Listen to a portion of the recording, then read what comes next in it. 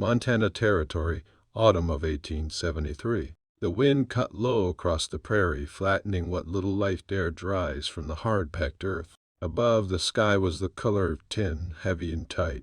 A storm was coming, or had passed, it was hard to say. Out here, time didn't make promises, and neither did the land. She stood in the ruts of a wagon track gone dry, her boots caked with the crust of old snow and gravel dust. Her boy, no taller than her hip, pressed his face into her skirts. The girl was a year older, silent, her small hand wrapped around the wooden handle of a worn-out suitcase. The baby clung to her chest, swaddled in her dead husband's coat, his little breath warm against her skin. Her name was Mara. She had not spoken it aloud in weeks. Before her stood the last house for miles, a ranch tucked into the low rise of hills that curved like an old man's spine. The barn was long and gray, leaning slightly.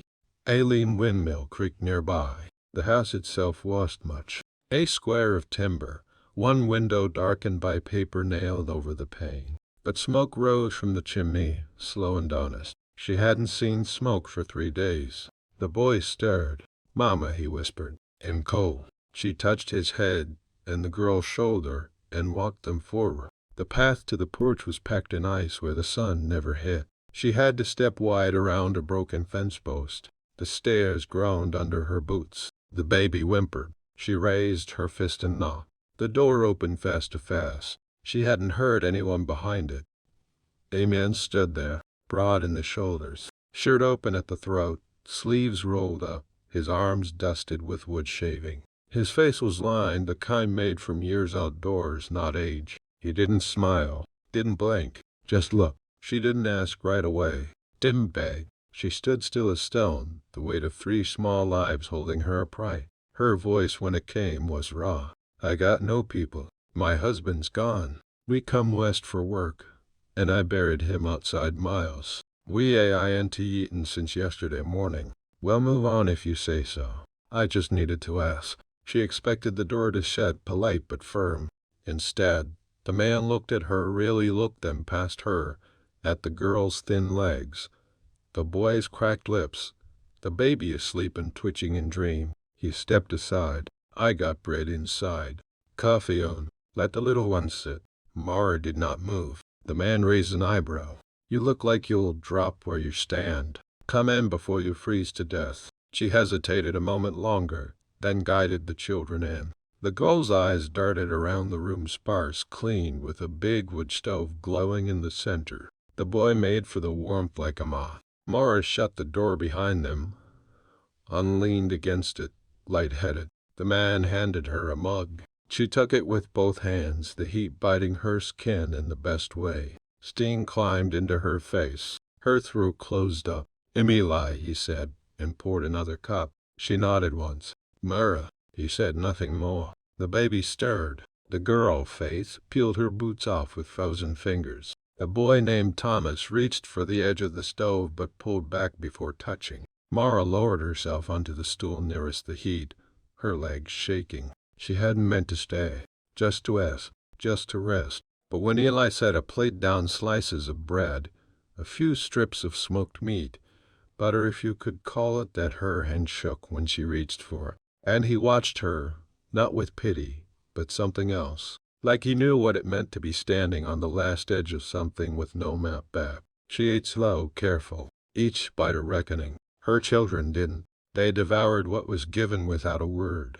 Eli didn't rush them. He sat across the room, whittling something smooth from a block of wood, knife moving steady in his palm. The wind rattled once against the side wall, then gave up. No one spoke for a long while. When the baby began to fuss, Mara lifted him from her chest. He was hot, skin to flush. She tugged the coat open and felt the fever like a stone against her breastbone. Eli stood and crossed the room. "He sick?" She nodded. "Started 2 nights ago. No crying, just hot and restless." He disappeared into the back, returned with a dented tin box. "My ma kept a still room. Taught me the uses of some things. Nothing fancy, but it might bring the fever down." She hesitated. The baby's breathing had quickened. He set the tin down. "You don't have to trust me, but I ain't gonna hurt your boy." Her hand hovered a second longer, then lifted the lid. Inside folded cloths, a bottle of willow tincture, dry hound, some wild onion bulbs wrapped in wax paper. She recognized most of it. Mixed a little herself back in Kansas before. "Thank you," she said. 2 words, low but honest. "It'll boil water," he said, and moved to the stove. That night, she slept on a straw mattress near the fire, the baby pressed to her chest, skin finally cooling. Faith curled beside her, an arm across her ribs. Thomas made a fort of blankets and snored under the kitchen table. Eli didn't go to bed. He stayed by the window while lamplow, watching the night stretch its long black fingers over the hills. Once or twice she opened her eyes and saw him still there, not guarding her, not looming, just awake.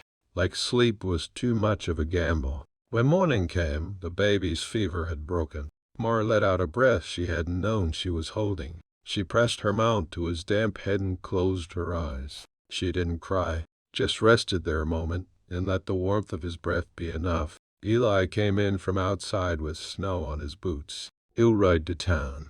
Pick up more milk and oats. You stay here." She sat up. "You don't even know us." He shrugged. "Don't need to. Seen enough." She rose, brushing straw from her dress. "We'll move on by noon." He looked at her hard. "No, you are." Her spine stiffened. "We're not charity." "I didn't say you were. But you got young ones, no wagon, no horse. Snow's combing heavy tonight. You step off this land, you're not macking at 10 miles. She glanced toward the children. Thomas was pretending to fish with a string and spoon. Faith helped herself to a crust of bread without asking. He stepped closer. "I got plenty work here. Fence is down. Winter hay to cut. Place needs hands. You help out. You stay." That simple. It was. But it was something. By midday, Eli had gone. Mara stood out back, splitting kindling with the hatchet he left leaning by the chopping block. The work was hard but clean. Her hands remembered this kind of labor. The swing, the weight, the ache in the shoulders that meant you were doing something that mattered. Faith stacked the pieces. Thomas carried the smaller ones inside. When the baby cried, Mara wiped her hands and went to him. His cheeks were pink again, but with health this time. She kissed his brow and whispered a prayer without thinking. And when the sun dipped behind the ridge and Eli returned, a sack slung over his shoulder and a half-frozen can of milk in his grip, she felt something strange in her chest. Not safety, not yet, but something like the memory of it. "The night's not over yet. Subscribe and stay by the fire." Eli didn't ask questions. He didn't poke into her past or wonder aloud where her people had gone. In that silence, Mara found a kind of relief. Words had turned thin and sharp in her life lately. Better to trade them for action. The next morning, he showed her how to feed the stock. The barn was old but solid. 3 milk cows, a pair of oxen, 2 horses with winter coats already grown in, chickens scratching around the edges of the pen, feathers puffed up against the cold. "You do the grain first," he said, handing her the sack. "Don't let the little ones help near the troughs. Cattle don't care what they crush when they're hungry." She took the bag, arms steady. "I can manage." "I figured you could." They worked without fuss. He repaired a section of fence. She cleaned out the chicken coop. Sleeves rolled and boots sunk ankle deep in the muck. Faith watched from a tree stump, humming a tune Mara didn't recognize. Thomas helped collect eggs, proud and serious about the task. By noon, snow flurries floated down, slow and quiet. They didn't stick yet, but the threat lingered in the air. Eli came inside with a cut on his hand and Mara fetched the willow tincture without needing to be asked. He sat at the table, scowling at the sting. "Was watching what I was doing. Looks shallow. Bled more than it hurt." She poured a little of the tincture on a rag. "That's true of a lot of things." Their eyes met, just for a second. Then he looked down again. Over the days that followed, their rhythm settled into something almost natural. Mara did the cooking when there was enough to cook. Eli showed Thomas how to whittle a stick without cutting himself. Faith sat with the baby, who no longer burned with fever but still cried at night. The wind came harder each day, pressing at the windows like a warning. Once, while repairing a porch rail, Mara paused to stretch her back. Eli stood a few feet away, rolling a cigarette with rough fingers. He lit it, then held it out to her. She didn't smoke, hadn't in years, but she took it anyway. The warmth was harsh and welcome in her chest. "You got folks back east?" he asked. She looked at the prairie. "Had. Not anymore." "What happened?" She took another drag and let the silence stretch. "War changed folks. Turned brothers into strangers. We lost the farm. Then the baby before this one. Just stopped breathing one night. Then everything else fell in after." He nodded, like he understood loss as a structure that collapses. Not a single moment. He didn't press her. "And you?" she asked, surprising herself. "My father built this place. Not well, but enough. He died when I was 20. My brother left. Mother got sick. After that, it was just me." She handed back the cigarette. "You ever think of leaving?" "Thought about it. But leaving doesn't promise anything. This land's stubborn, but it's honest. You put your back into it, it don't lie." Mara folded her arms. "I used to think the same thing. Then the locust game." He cracked the smallest smile. "That'll change a person's mind." She smiled too. The wind tugged at her hair, lifting the loose strands. His eyes stayed there a moment too long, and then he turned away. That night, as the children slept in the loft Eli had cleaned out for them, Mara stood by the window with the baby in her arms. The snow had begun to fall in earnest now. Thick, steady flakes that softened the edges of the world. She rocked her son slowly, and when she looked back at the room, the fire glowing low, the tools lying neatly by the door, the way Eli had left a cup for her on the table, she felt the strange ache of something unfamiliar. Not happiness, but the very beginning of peace. The weeks passed in a hush. Snow layered the roof, thick and soft. The land quieted beneath it, breathing low, as if the prairie itself had gone to sleep. There was always something to do: feed the animals, haul water, break ice from the troughs with a pick. The work was honest and left little room for doubt.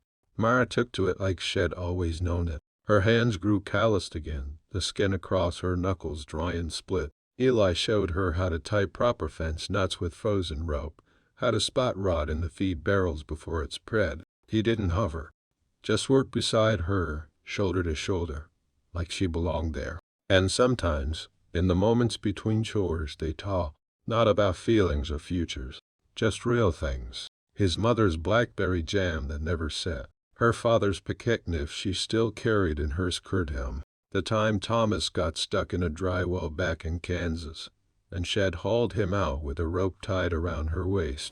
Once she caught Eli humming a hymn under his breath. He stopped when he saw her listening. "You believe?" she asked. He shrugged. "I believe in the land, and in doing right." She nodded. "Me, too."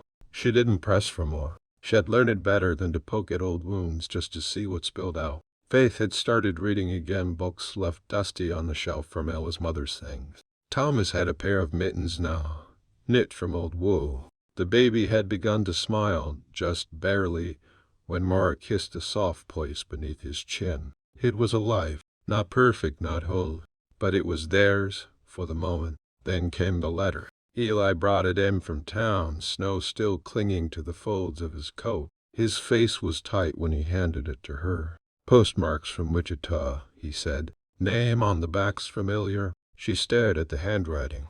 Slanted, hurried. She hadn't seen it since spring. Her dead husband's sister. She opened it slow. The letter was short, just a page. It said there had been a mistake, that Mara had left too soon, that she and the children had a place back east if she wanted it, that the family would see to it. Eli stood quiet as she read. Then she folded the page, laid it on the table, and walked outside without a word. The cold bit her face sharp. She stood out past the porch, staring at the line of cottonwoods at the edge of the property, half buried in snow. The letter had shaken something in her she didn't want to name. He followed her out, coat and button. "You all right?" "No." He didn't say anything. She looked at him. "I don't know what I'm supposed to do. They never wanted me before. Never wrote. Never asked. Now suddenly we matter?" He looked at the trees too. "Sounds like guilt. Or a claim." His jaw tightened. "You thinking of going?"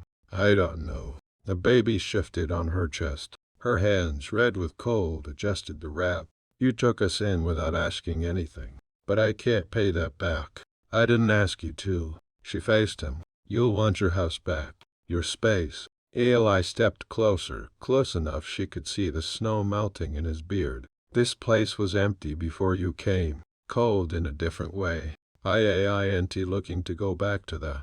Mara didn't answer. He reached into his pocket and held something out. A piece of smooth pine whittled into the shape of a bird. Its wings folded, but the neck stretched like it wanted the sky. For Faith, he said, voice low. But maybe for you too. She took it. Her fingers brushed his. Not by accident. And something inside her shifted. Not fix. Not heal. But willing. The letter sat and touched on the mantel for days. Mara didn't speak of it again, though Eli caught her looking at it when she thought no one noticed. She didn't ask for advice, and he didn't offer any.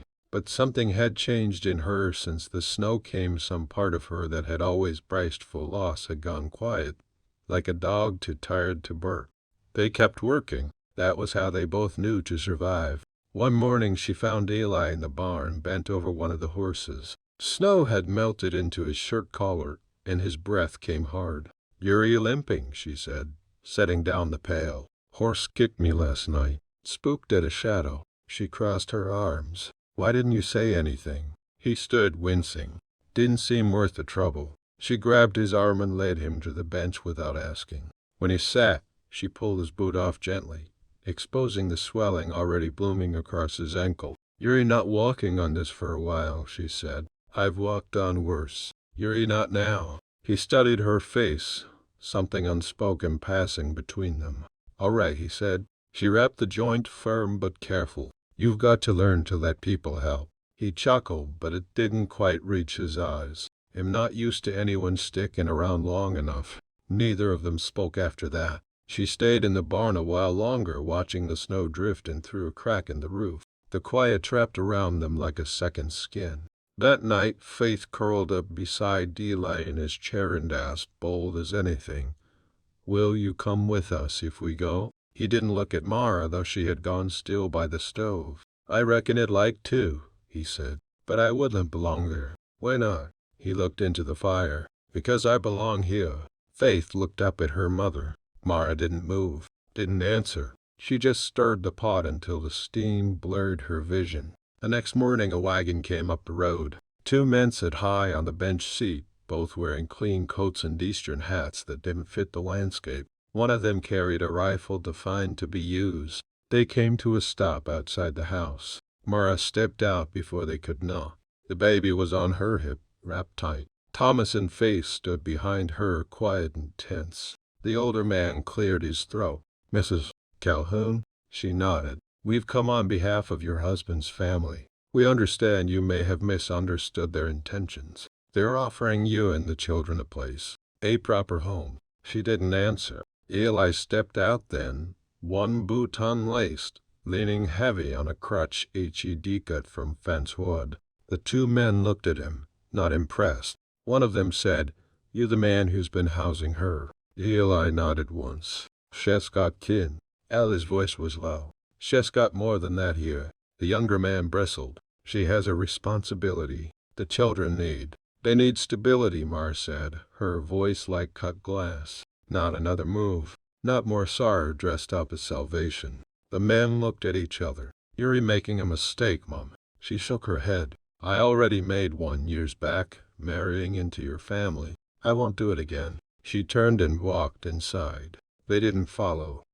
A few minutes later, the wagon turned and rolled away, leaving only tracks in the snow. Inside, the baby stirred and Faith reached for him. Thomas peeked through the window, grinning like "He'd wanna fight." Ma turned toward Eli, who stood silently in the doorway, his eyes unreadable. "You sure?" he asked. "No," she said, "but I'm staying anyway." And that night, when the children were asleep and the fire was burning low, she laid the letter in the flames and watched it curl black. She sat beside Eli, close enough to feel the warmth of his side against hers. Neither said a word, but both understood what had just begun. The cold held on longer than usual that year. March came with ice in its breath, the ground still locked beneath frost, but light began to stretch a little longer across the hills.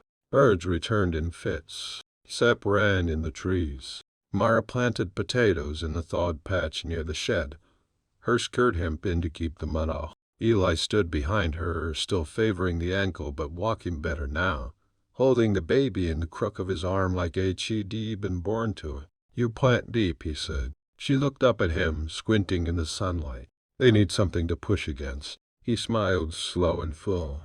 "That they do." Faith helped carry buckets from the stream, her hair braided down her back now. Thomas built a scarecrow from scrap and old shirts, proud as a rooster when he jammed it into the ground. Eli let him use the good hammer, no questions asked. They worked as a unit now, each step wrapped in small, unspoken trust. That evening, Eli came in from the barn with his hands dirty and the quiet look on his face. He laid a small wrapped parcel on the table, then stepped back. Mara looked at it, then at him. "Go on," he said. Inside was a narrow gold band, plain, worn smooth from time, not polish. It had belonged to his mother, he told her. She had taken it off the day she died and left it in a wooden box with his name scratched on the lid. "She told me to give it to someone who could see this place as home." Mara didn't touch it right away. Eli, her voice caught. He stepped closer. "I'm not asking for an answer today, or even tomorrow. I just wanted you to know I meant it. All of it." She picked it up finally, holding it between her thumb and finger. It was warm from the firelight, light as breath. "I buried a man in the hard ground east of here," she said. "Stood by his grave with dirt in my teeth and a baby screaming in my arms.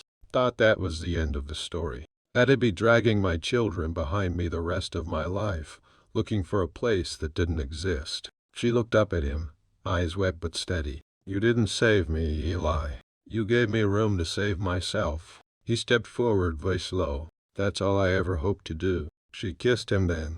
Soft, certain, no desperation in it. Just the quiet knowing of two people who had been stripped to the bone and found something still living underneath. The next day they told the children. Faith beamed. Thomas asked if there would be cake.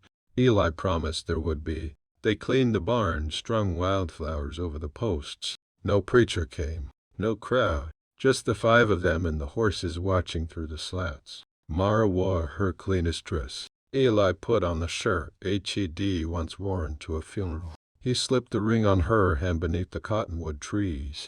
She kissed him with snow still clinging to the branches above. The baby clapped his hands without knowing why. Later, inside, as the fire burned and the light faded, Mara placed a worn horseshoe over the door. "H-arm," her father used to say, for protection and peace. Eli came behind her, arms around her waist. The baby lay sleeping, full of cake and milk. "Looks good up there," he said. "It does," she whispered. Outside, the prairie breathed slow under the weight of dust. Inside, warmth bloomed in every corner. They stood there together, past and future folded into one quiet, steady present. Subscribe, and let the frontier keep talking.